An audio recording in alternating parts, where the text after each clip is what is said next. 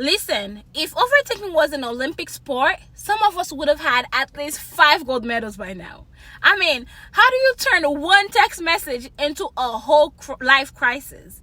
And how do you replay awkward moments from 2012? Just like it happened yesterday. And why do we write a whole novel in our heads before even making a simple decision? Like, make it make sense. Hey guys, as you can see by the title, today's mind-freeing topic is how to stop overthinking everything and start living. Honestly, it's exhausting. So today, we're putting an end to this. At least try to put an end to this madness. So if you're ready to free your mind and start actually living life without stressing over every little detail, let's get into it. Hey, it's Cassjcass and welcome back to my channel. Let's catch up. Subscribe for more. As always, we have 5 steps. So step 1 is to realize that overthinking solves nothing. Nothing at all. It never did and it never will. I know that sometimes we think that overthinking, it would help us to prepare for the worst. But in reality, all it does is make us anxious for no reason, create problems that don't even exist, and keep us stuck in the same place and making us afraid to take actions. This is not the life we're living. This is not what we're settling for. So some examples that could be that somebody texts you a simple K, and in your brain you're like, are they mad at me? Did I say something wrong? Or should I text back or give them space? Like, OMG. No ma'am. Oh sir. No, we're not doing that no more. And here's a reality check for you. Overthinking is like running on a treadmill. You're moving a lot, but going absolutely nowhere.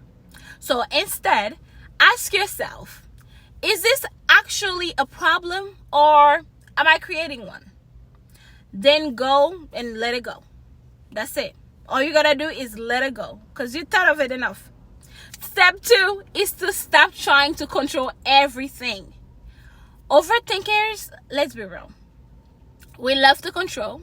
We want to know every possible outcome before even making a move. But newsflash is that life does not work that way. Never did, never will. So some control freak tendencies that I could give you guys is you replay, past conversations in your head, like coming up with different possibilities of what you could have said differently. Or you stress about things that haven't even happened yet. And you won't make a decision unless you're 1000% sure that's the right one. Like, man, do you think God is up there panicking? No, he's not. He already has a plan for your life and it's a perfect plan. So all you gotta do is just relax and go for the ride, okay? So instead, learn to trust the process and remind yourself that I don't need to figure it all out today. Faith over fear. We talked about that already, all right? Step 3 is to set a decision-making limit. I know that's strange, so let's talk about it. Listen, we are not going to spend 3 hours trying to pick an outfit or 2 weeks stressing over a simple text. Not on my watch. If you struggle with indecision, here's a life hack. Life-changing. Set a time limit for making decisions. For small decisions, maybe 30 to 60 seconds, like what to eat, what to wear. For medium decisions, 10 minutes. For for example, like making plans, choosing a movie. For big decisions, give yourself about 24 to 48 hours, max. The more you practice deciding quickly, the easier it gets. And guess what? Most of the time, your first instinct is always right anyways. So instead, when overthinking kicks in, say, I trust myself and I'll make the best choice and move on. But that's not an excuse though to be, to not take your time to think. When it's something like really important, do take your time. Don't make decision rush. Like, don't rush a decision, but at the same time, when you feel like you're overthinking, set a timer. Is that clear? Step 4 is to redirect your energy. Every minute you spend overthinking is a minute you could have been enjoying your life, your precious life. Imagine if we use all of our energy that we spent on overthinking for something productive. Instead of spiraling in our heads, like, let's move. Let's start to move our body. Like, do exercise, go for a walk.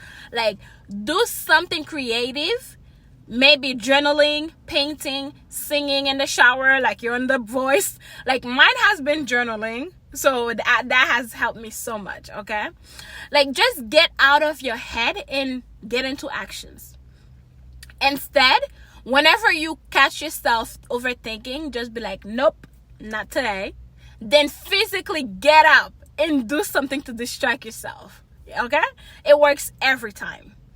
And our last but not least, step 5 is to accept that not everything needs an answer. Like, that's a huge one too.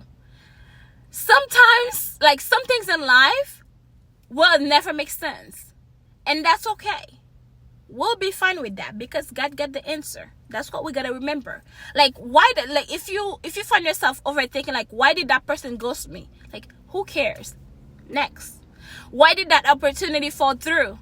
Because something better is coming. Duh. Like, why is it taking so long for my breakthrough? Because God's perfect timing and his perfect plan is coming. That's the only logical explanation. Like, not everything needs closure or an explanation or a 5-page analysis. Sometimes you just have to accept it, trust the timing, and keep moving.